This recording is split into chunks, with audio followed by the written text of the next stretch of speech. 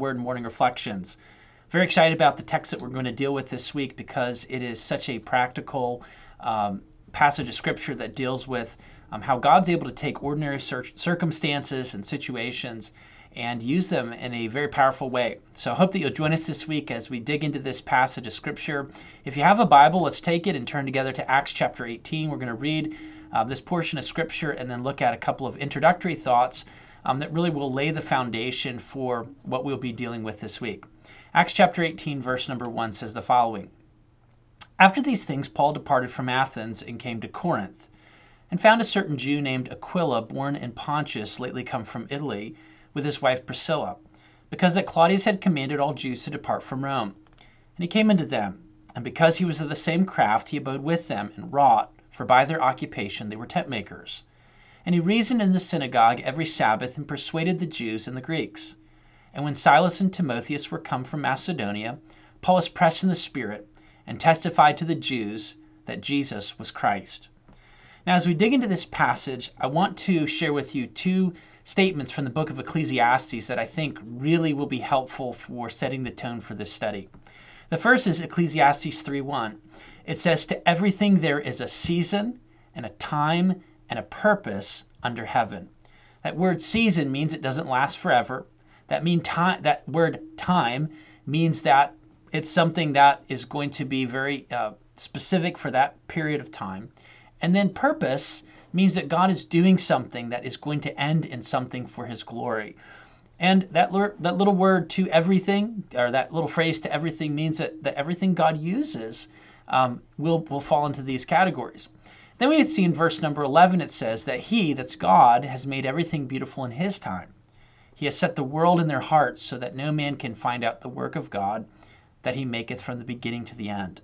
As God is working in each season of our life, those specific times for his ultimate purposes, we do not understand sometimes what he's doing until it's over, until we're on the other side of it. And this passage that we're dealing with is one of those passages. It shows us that God in his providence triumphs even over life's frustrations. And today we're going to talk about the story of Aquila and Priscilla and the Apostle Paul and how God used frustrations in their life ultimately to bring them together, and then for there to be a long-standing relationship between this couple and the Apostle Paul that God was going to use in a very powerful way in many churches. Now, there are two storylines that are going on at the same time that are part of this foundation to the story. In verses 1 and 2, it says, "After these things, then we have our story." You say, well, what are the things that Paul was talking about, or that Luke was talking about in the book of Acts, that were part of the story of Paul and Aquila and Priscilla meeting one another? Well, the things that we're talking about are frustrating circumstances that were used of God to bring these three people together. And there are at least three frustrating things that are in the text leading up to chapter 18. The first is that God is disrupting Paul's ministry plans. In Acts chapter 16, it says, "When he had gone through Phrygia and the region of Galatia, they were forbidden of the Spirit to preach the word in Asia. They assayed or desired to go to Bithynia, but the Spirit suffered them not." In these verses, we see that twice Paul is told not to go to the location that he desired, and a third time he's given the instructions as to where to actually go. And that was over into Macedonia. It was not Paul's plan. Well, as Paul is traveling to Macedonia, at the same time, there are two individuals who are living in Rome that were kicked out of Rome. And the reason for this is because Aquila and Priscilla were living in a time when Claudius was upset with the Jewish people and kicked them out of Rome. Now, the circumstances were frustrating for Aquila and Priscilla, probably very humiliating. Their lives are massively disrupted, and the Apostle Paul's plans were disrupted. Both are frustrations, but God has a purpose in them. We then see that as Paul travels across to Macedonia, in each of the places that he goes, he experiences ministry frustration. In Philippi, in Thessalonica, in Berea, and in Athens, all of those places he spends a very short time there and deals with frustration. In Acts 16, it says that he was beaten openly as a Roman citizen and thrown into prison, and he experienced legal injustice. We see that there are two raging mobs who try to tear the Apostle Paul apart and kill him.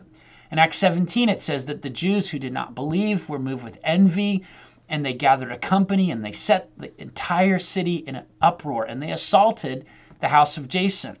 In verses 10 and 14 of chapter 17, it says this same group that tried to kill him there in Thessalonica, they follow him to Berea.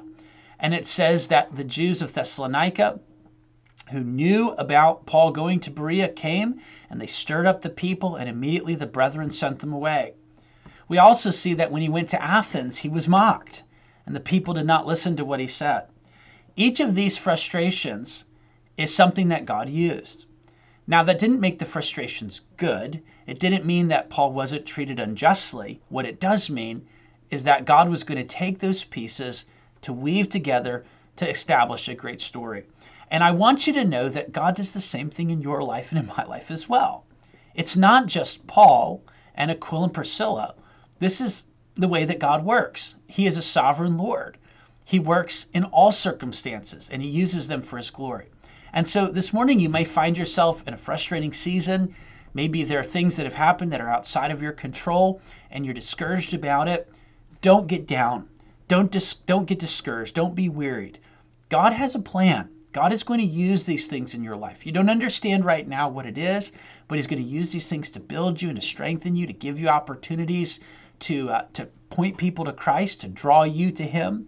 And so I want to encourage you, don't allow the frustrations of life to weigh you down. Turn to God, draw strength from him, and learn from this story this week. I hope you'll join us as we dig into this passage.